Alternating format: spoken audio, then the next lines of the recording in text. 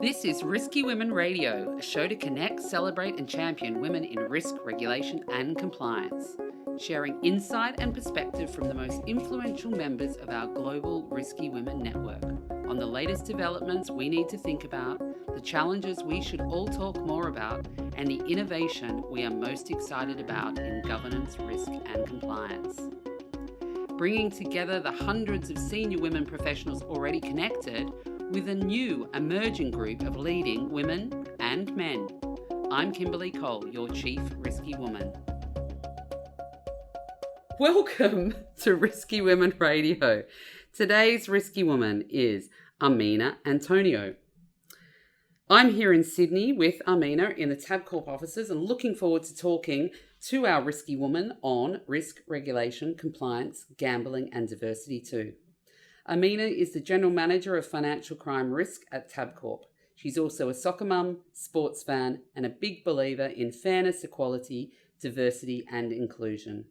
Amina has around 20 years' experience in the legal and risk space, spending most of her legal career working at one of Australia's biggest law firms and more recently moving into a career in risk at Australia's biggest listed gambling and entertainment company, Tabcorp. Welcome, Amina. Thanks, Kimberly. I am thrilled to have you here today, and I love to hear about people's career journeys. So you started your career in the law, and then you've moved into obviously now an exciting role at Tabcorp. Can you tell us more about your career journey to date and what sort of made you move into these areas? So I guess it goes back to when I was at high school, thinking about what I would do after school. And originally I wanted to be a police officer. But I had to look down at my skinny little chicken arms and thought maybe I should do something different that didn't involve the physical element. So I decided that the law was something that I should get into. I guess looking back, it was a weird choice because I hadn't had any exposure to real world lawyers at all. None of my family, none of my friends, extended family were even closely in the legal industry. And the only lawyers I knew were Jimmy Smiths on LA Law, really. So I went into uni and really quite enjoyed studying the law. Was lucky enough to get a job at a big law firm and went straight in there. And my original career goal was to be a barrister, the sort of lawyer that just goes to court every day, wears the wig and the robes, works pretty much by themselves in chambers. And spending about 6 months in the law firm, I realised I really like working with people. So maybe working at a law firm was the type of lawyer I should have been. So I stayed there for a number of years and was lucky enough to do some really varied and different things. So I was in the commercial litigation group for the most part of my time at Freehills, now Herbert Smith Freehills. And I did a lot of corporate litigation, companies suing other companies, but then did a lot of regulatory law. So I worked on cases before the Independent Commission Against Corruption, and also at the time New South Wales' longest running coronial inquest. So that was very interesting, and it really opened my eye into how people in the public eye should be very concerned about the way in which they use their power, and it made me feel like I was making quite a big difference. It wasn't just a matter of rich people suing rich people or big companies arguing with other big companies. These were matters that actually made a difference in everyday life. And so that for me was really quite exciting and interesting. During that time, one of my biggest clients was Tabcorp. And Tabcorp, among other things, runs the retail betting in, at that time, New South Wales and Victoria. And so they were one of my biggest clients, and a job came up there. I wasn't really looking to work in the gambling industry, but knowing Tabcorp the way I did by working for them as an external lawyer, I realised that that was the sort of company that I wouldn't at all mind working for. They cared about things like responsible gambling. They clearly cared about things like diversity and just generally doing the right thing. I know that Tabcorp and gambling is what some people consider a vice industry, but I figured if I'm going to work anywhere like that, it's going to be in a industry leader, somewhere that actually cares about making sure that if they're delivering products that are potentially harmful, they've got an eye on that too and do the very best that they can to make sure that harm doesn't result. Yeah, and I mean, in your profile, you mentioned fairness, being a big believer in fairness. So that seems to be a theme that sort of run through from the law into your current role. I mean, what other ways is that sort of reflected in your career journey? I think fairness is really at the heart of the way I try and live my life. When I was a kid, I used to play sport and I actually was an umpire. And made sure that people were following the rules. And you don't have to be nasty about it. If you don't have a referee or an umpire at a game, no one plays the game. And that to me is why I like the law. If you don't have lawyers in the legal system, society breaks down. For me, in my current role, if you don't have someone who's thinking about how people can misuse the products go away. And we've seen in Australia with the Banking Royal Commission, if there's not someone there with a view to make sure that people are doing the right thing, whatever it is, whether it's company behaviour, whether it's personal behaviour, whether it's consumer behaviour, it always goes too far. So if people will drive too fast to be safe, society is a better place because we've got speed limits and we've got police there to enforce that.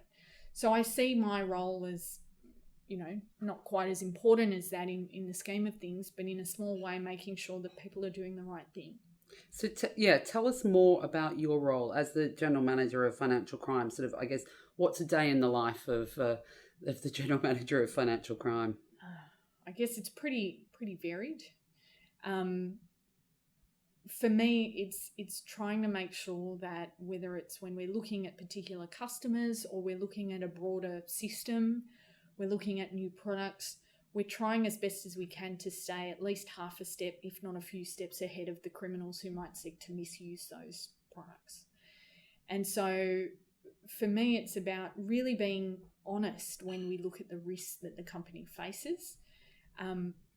Sometimes we come up with crazy ideas.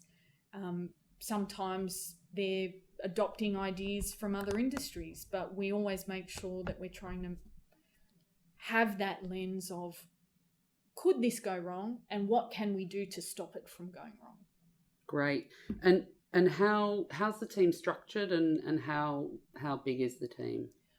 So Tabcorp's financial crime function crosses the 3 lines of defence. So we've got all 3 lines. Line 1 is across every single state and territory in Australia other than WA. So every single state and territory that Tabcorp operates. The Line 2 team we've got an intelligence function, an operational sort of QA function, as well as a policy and advisory team. So it's probably about 10 people, which is, compared to the banks, quite lean. But because we've got such diversity of backgrounds, education, ways of thinking in that team, I think we do our very best to make sure that we're looking at all angles of the problem. Mm. And you're also the MLRO, which is the Money Laundering Reporting Officer. What does that element involve? I think that overlaps significantly with my broader financial crime risk role. But the focus, particularly in the MLRO aspect of my role, is to make sure that we're always meeting regulatory expectations in what we do. And not only that, we're meeting what the law requires of us. So in terms of risk, we're really end-game focused. What is the end game that we're trying to get to? And in terms of the MLRO side of things, and how does the law tell us we need to get there? So it really works hand in hand. And that to me is the MLRO aspect, is making sure that we're meeting what the regulator, AUSTRAC, expects of us. We're keeping them informed about what we're doing, and then we're acting swiftly if we find something that's unusual. And what are obviously lots of interesting challenges, and as you said, trying to stay a step half a step, whatever, ahead of the criminals. What are the biggest challenges that you sort of feel that you face at the moment? And I guess what are some of the most interesting areas that you've worked on? I think the most interesting areas are that strategic engagement with law enforcement, finding out what law enforcement agencies in Australia are really caring about at the moment, what sorts of aspects of crime they're really concerned to try and stop and they feel that they don't know enough about of, and examining whether or not those risks, that activity could occur in our network. That to me is really interesting, and it's most rewarding when we can point to something that we've done, a decision we've made, actions we've taken that either have stopped that sort of behaviour or even have found it and led to arrests and convictions. That's really quite rewarding. So it's not an everyday occurrence, thankfully, but that's something that I think that close working shoulder to shoulder with law enforcement and making sure that not only are the regulators' expectations met, but law enforcement's needs and expectations, we're working towards meeting those as well. And the biggest challenges? I think the biggest challenge is the change of pace. I often say to my team, AML in and of itself is a rapidly changing environment. You always have to stay ahead, one step ahead of what the criminal activity will be. Gambling is a very diverse and dynamic industry, and Tabcorp is one of the most diverse and dynamic companies I've ever worked in. Last year, a matter of months ago, we had a merger with another big company, and so we the merger with the Tadcorp, which was worth $11 billion, brings together the two biggest gambling operators in Australia. So the newly merged Tabcorp entity runs the lotteries across Australia, all retail betting other than Western Australia, and services the businesses that run the poker machines in very many states and territories of Australia. So it's really quite interesting, and no 2 days at Tabcorp are ever the same. And it sounds like then you'd have different requirements across all of those different product lines, which would also be challenging but interesting. Absolutely. The complexity at somewhere like this is quite astounding. So it really needs a focus on detail, someone with attention to detail. And I think that's where my legal training has sort of helped. And someone who, anyone in the team needs to be focused on the outcomes. Yes, we need to meet the license obligations. Yes, we need to meet regulatory expectations. But at the end of the day, it all needs to work hand in hand with keeping criminals out of the system. And then you've got a range of different skill sets in the team as well. And I guess looking at that from a diversity perspective and driving towards diversity of thought, which would be the ultimate ambition for everybody, you are a diversity advocate for the company. And, I saw an article that was talking about your expectations of even dealing with law firms, which I think was back in 2015, saying that you do expect to see women on the other side of the table in the law firms that you brief, and that was really something that you saw as important to drive change. What is Tadcorp doing in the diversity and inclusion space at the moment? So actually in the last week, Tabcorp has relaunched some policies, including the diversity and inclusion policy, a brand new domestic and family violence support policy, flexible working policy, and a parental leave policy. So it's really quite nice to work in a place that thinks about those sorts of issues and make sure that on the flexible working side that the answer should always be yes, unless there's a very good reason not to. And so for me, the one simple thing I do in the morning to make sure that I've got that flexibility is I don't start at 9. I start a little bit later. And that allows me to, get the kids ready for school in the morning, help them with last-minute/forgotten homework, or even put the finishing touches on an emergency book week outfit, which happens to me every year. every book week. So seems to be a regular occurrence for all parents. I think so. And for me, in my stage of life, I'm at that point where I've got school-age children as well as older parents who sometimes I need to be there for them. So things like flexible working policies and having that default position of yes, you can work flexibly means that I don't feel guilty asking. I need to leave early for a doctor's appointment. No problem. Whereas if you're in that culture and that environment where you always have to ask for permission and justify why you're leaving early and that you need to make up that time at a later date and you've got to be very clear about it, just makes you a little bit anxious about asking. So to have that policy at a system-wide company level is really quite, it makes a difference for some people who've never been in that position where they could ask for that. I mean, personally, I've been lucky to have worked in teams where that's not an issue. But I do know across the company and all places that sometimes that's not always the case. And it's not always deliberate. I remember when I was younger and I came back from having my first child and I was working at the law firm. We were working on a matter that was in court and the team meeting was always scheduled for 6:00 in the evening. And when the childcare centre closes at 6:00, that just means that it's really difficult to either in person or on the phone make it to that meeting. And when I raised that with the partner on the matter at the time, he was horrified, but he never thought about it. It certainly wasn't his intention to exclude or make it difficult for me to do that, but he'd never thought of it because he'd never been in that position of being a working parent with pickup responsibilities. And so I think policies like this and company-wide top-down approaches to issues like this make people think. Even though they've never been themselves in that position, they make people think maybe my team is in that position and I should adjust. Yeah. Oh, that sounds like it's great. And, we should share the guidelines and policies because I think everyone can learn from that.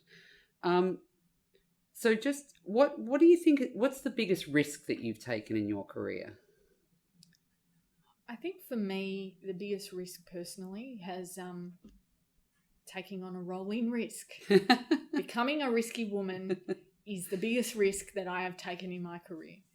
And, I like I said, my early career was in the law.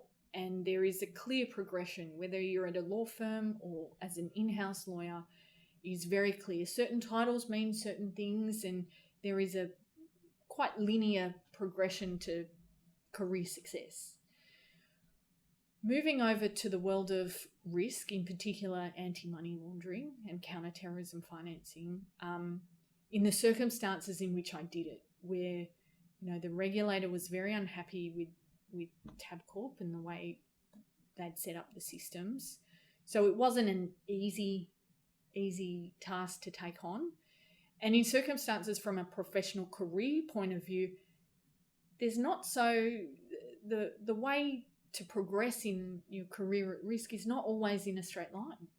It can go, sideways, up, down, backwards, and a few 3-point turns in between. It's one of those areas where you can take your skills and apply them in very many different contexts. So for me, that was the biggest risk to take on AML and financial crime more broadly at Tabcorp. And I think I'm happy with that choice. Great. I mean, I think that's interesting. I always explain that as well, that, careers can zigzag rather than it having nice linear defined progression, and sometimes that's more interesting. It is absolutely more interesting. I think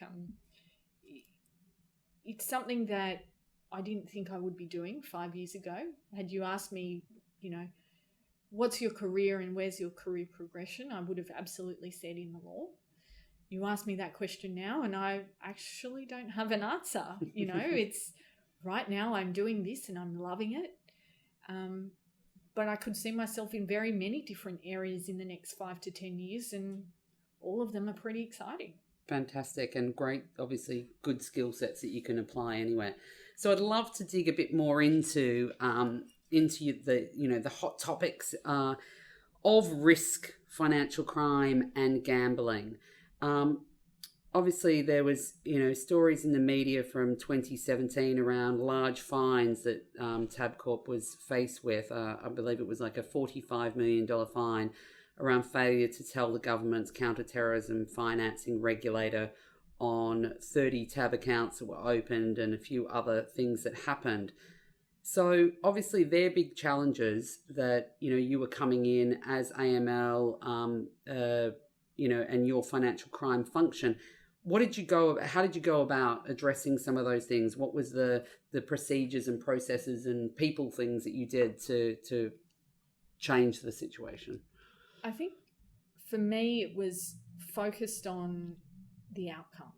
And the outcome is making it harder for criminals to ply their trade with our products. And so with a focus on that, it was not terribly difficult to get the cultural change, the buy-in from the people. Because I think I mentioned before, Tabcorp is somewhere that within its DNA has do the right thing as one of its ways of working. And so everyone wanted to do the right thing, but it was just legacy systems and legacy ways of working that were holding people back. And so it was about making sure that we were looking carefully at the systems and driving that change through systems backed up with the relevant instructions and the reason why people are doing things differently. To explain to people why they were doing things differently was something that was very important to me, and that the team were very much focused on transforming the way people thought as well as the way people did things, because you cannot build a system in the whole wide world that will pick up a customer who is just behaving in an unusual way. And that might very well be a red flag for criminal activity. You can't you can't build a system that picks up that human subtlety. And so to make sure that those people who were selling our bets and monitoring our systems and speaking to customers in some way, shape or form were understanding why they were being asked to look for things was really important. Right, interesting. So you were getting down to every kind of touch point within the business and looking at then risk assessment across the broad spectrum. Absolutely. And how does the function interact with the business? We often will get criticism or feedback on compliance not being a business enabler. However, what's your view of how you work with the business? What's the profile and the success look like? It's been a bit of a ride at Tabcorp, and I think the mindset was originally around that we're going to have to ask compliance or we're going to have to ask the risk people permission. But it's not about that. And the way we work and the way the risk team particularly strives to deal with the business is to make sure that we stay close to them and understand their strategic goals.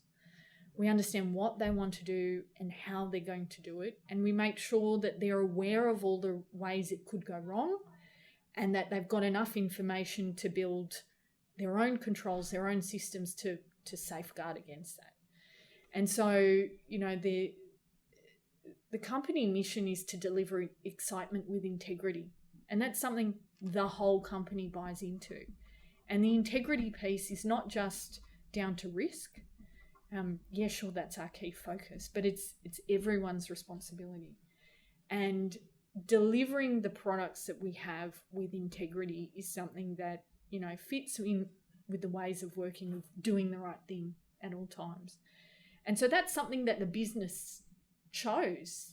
The business has adopted. We in the risk team haven't forced that on them, but I think we all recognise that the model of delivering gambling in any way, shape or form could end up being quite harmful. And we need to do it with integrity. We need to make sure that there's enough knowledge and systems out there that if we're going towards a harmful outcome for a customer, that we're there to stop it, we're there to help them, and we're there to make sure that if there are, regulatory reporting obligations, that we're alive to that and we're doing it in a timely fashion. I don't think I'd heard that before. Excitement with integrity. I love that. So obviously it's a huge scale of business, and you can probably give us more on the numbers of the actual scale. So how do you use technology to help you with fighting financial crime? I think technology is a key enabler to business as well as fighting financial crime. I mean, at Tabcorp, just in the wagering business alone, in the lead up to Melbourne Cup, which is Australia's biggest race, we sell more than 2,000 bets per second. Yeah. And so that's something that, as a company, we're very focused on having robust systems from a business point of view, but also using those systems to make sure that there are enough controls and monitoring in there that we're picking up unusual behaviour. Technology is something that, won't break or won't change when someone, in our language, wins the lotto and decides to retire. I remember before I used to work here, the language used to be, if so-and-so got hit by the bus, would that happen tomorrow at the company? At Tabcorp, at least in my experience, we say, if someone wins the lotto tomorrow and never comes back, would that still happen again? We can't have human-based controls as the primary controls. So technology has to be the key enabler for that. For me, it's about making sure that technology works in a sensible way with the humans, rather than necessarily replaces them. Because otherwise, if you're putting 100% of your reliance on technology and never checking that it's working or it continues to work, someone figures out how to get around those controls and you don't spot them. And that's the big danger. So you have to have technology hand in hand with the human view of the world. And so it's interesting, obviously, you mentioned Melbourne Cup, 2,000 bets per second. And obviously that must be a huge amount of money going through the system. And I assume you're getting new people that are then who often don't bet, and then you're having to monitor and track. So, obviously lots of technology, but also how do you scale up and scale down the business around activities like that? I think from an operational perspective, it's all hands on deck. So even though I'm in the financial crime risks team, every year since I've worked here on Melbourne Cup Day, I go out and help sell bets. So I help customers who have never placed a bet before or haven't placed a bet since the previous year, put on their $20 bet on whichever horse they choose. So that's actually quite fun, and I always make a point that people in my team are available to help the business for that, because at the end of the day, we're here to help the business achieve their goals of, meeting business outcomes. And it's actually the most fun day of the year at Tabcorp. Working out in the crowds and helping people understand what it is that they're doing. If they choose to spend $20 and place a bet on the one with the female jockey, or they're of German extraction and they want to know which one's the German horse, that's what our business is all about. It's about letting people enjoy sporting moments, and then if they can, have a little bit of extra money on the side. Because, Prince of Penzance a few years ago won the Melbourne Cup, and it was the first Melbourne Cup winner with a female jockey on it in the race's 100-plus year history. And it was such a moment of excitement when that horse crossed the line and Michelle Payne was on board. We all were jumping up and down in Darling Harbour. And because no one, the bookies, the public, gave Michelle Payne and that horse half a chance, the price of that horse ended up being north of $100. And so there were people who had put very small amounts of money winning and taking home very large amounts of money. And that's really what it's all about. It's not about spending thousands of dollars to place bets. It's about, your entertainment money. I spend more on coffee every year than I do on gambling, even though I work at Tabcorp. But it's about, taking that extra $10 and putting it on the team you follow and getting that extra little bit of joy when they win. Or taking that $5 and putting it on the horse that's named after your grandmother. Or for me, named after my children. Or my favourite football team. That's the sort of enjoyment you get out of experiencing a sporting moment. And for that year, for that Melbourne Cup, it was quite a historic moment in time where no one gave a female jockey any chance. There were horses there that were at $1, $3, $7 odds, and Michelle on Prince of Penzance was at $100 to 1. Oh, I think Rachel Griffiths is making a movie now on Ride Like a Girl.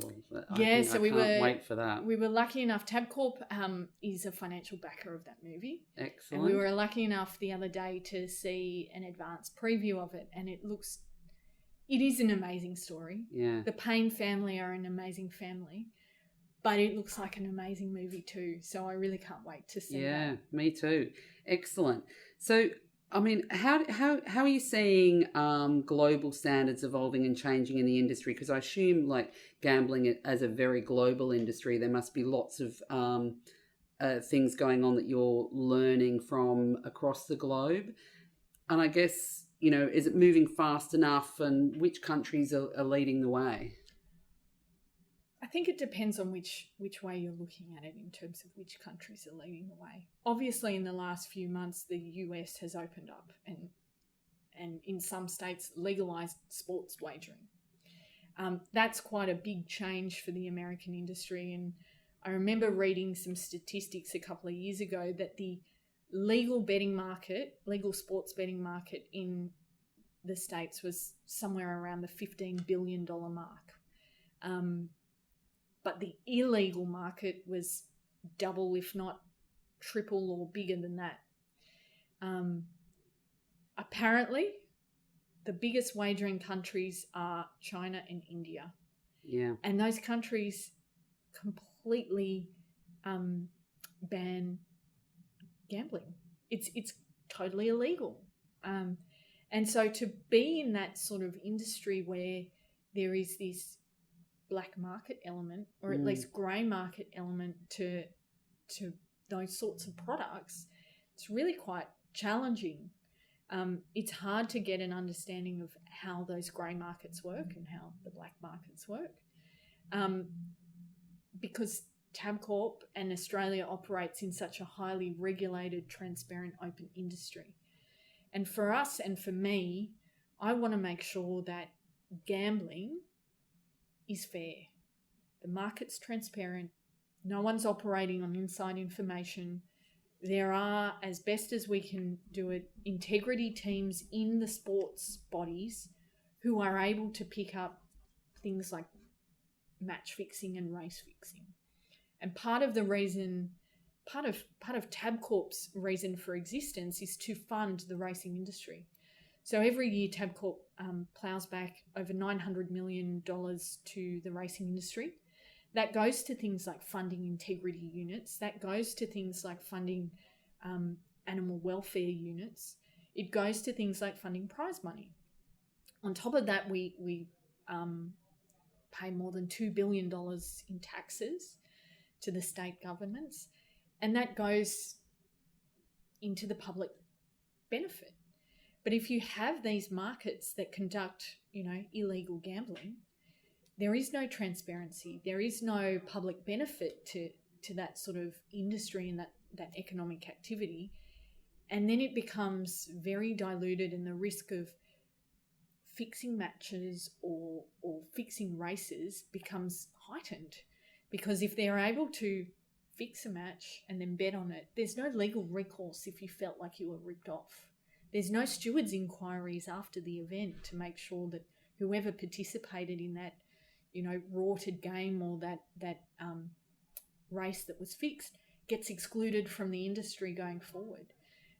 So for me, it's making sure that we've done enough work in Australia to show everyone in the world that this is actually a good place and a good model to base a gambling industry on.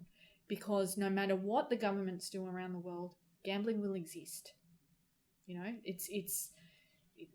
cannot legislate it out of existence. Gambling will exist, and you want gambling to exist in a world where people are following the rules. Yeah. There is a fairness element to it all.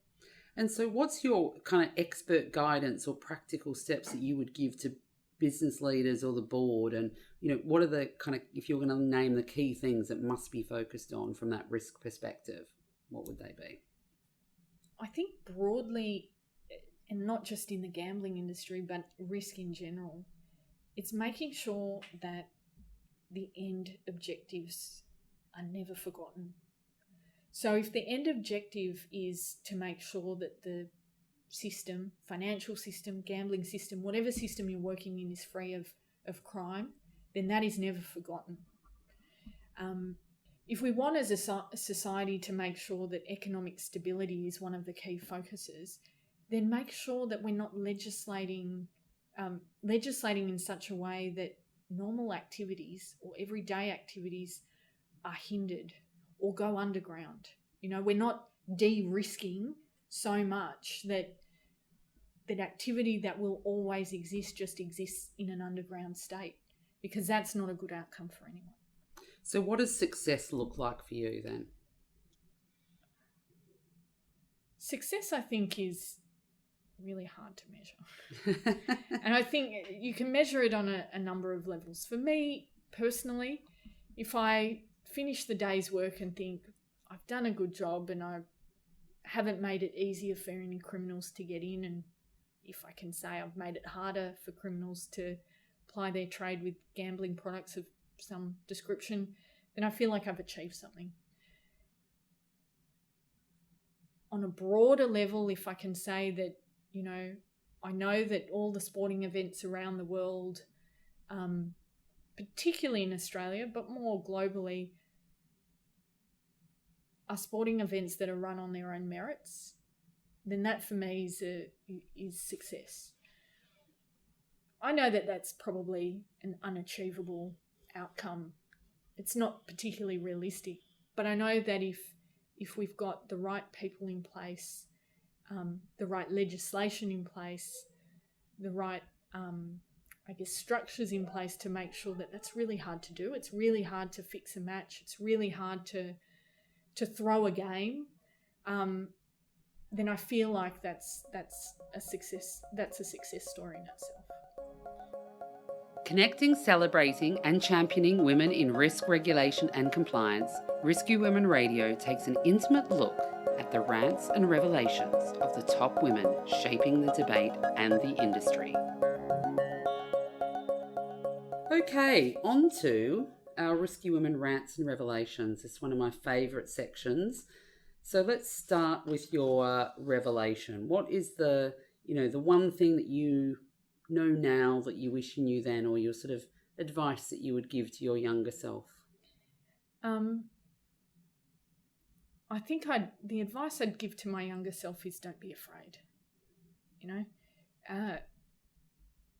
If you work hard and you know what you're doing, you should be able to back yourself. And it doesn't matter if you're a female, if you're a male, if you're from a well-to-do suburb, or you're, not very well off when you were growing up. Doesn't matter. If you're good at what you do, you're good at what you do, and don't be afraid. Excellent. And what's your rant? What is the one thing that you would change? If you were Queen Amina for the day, what would you do? Gosh. What would you fix? And again, fairness, I'd make sure that no matter what school you go to, you get a fair go. You've got the high level of teachers, you get a good quality of education. You get decent facilities, and that particularly in rural and regional Australia, you get access to as much technology, sporting events, social interaction as you do if you went to a school in the metropolitan areas. That for me, I think if I was Queen Armina for the day, the education system would get a lot of my focus. Risky Women is a vibrant network at the centre of a global community in a rapidly growing, evolving and influential industry. Given the continued pace of change, our rapid fire round revisits the most pressing topics to share ideas and offer listeners new perspectives. Okay, the Risky Women rapid fire round. We need short answers or one-word answers in some cases to a few key questions. So one word to sum up the world from a governance, risk and compliance perspective. Roller coaster, but in a fun way. Excellent, okay. Your top risk for 2018? Cyber. The cure for the cost of compliance? Smarter regulation hand in hand with smarter technology. And the biggest technology impact on compliance and risk? I think AI and machine learning. And your outlook for the year ahead, are you optimistic, pessimistic or uncertain? Optimistic, definitely optimistic. Excellent. Well, thank you for joining us on Risky Women Radio. It's been fabulous to talk to you. Thanks for having me.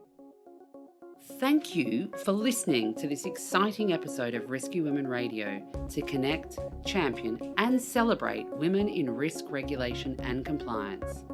I'm Kimberly Cole, based in Hong Kong.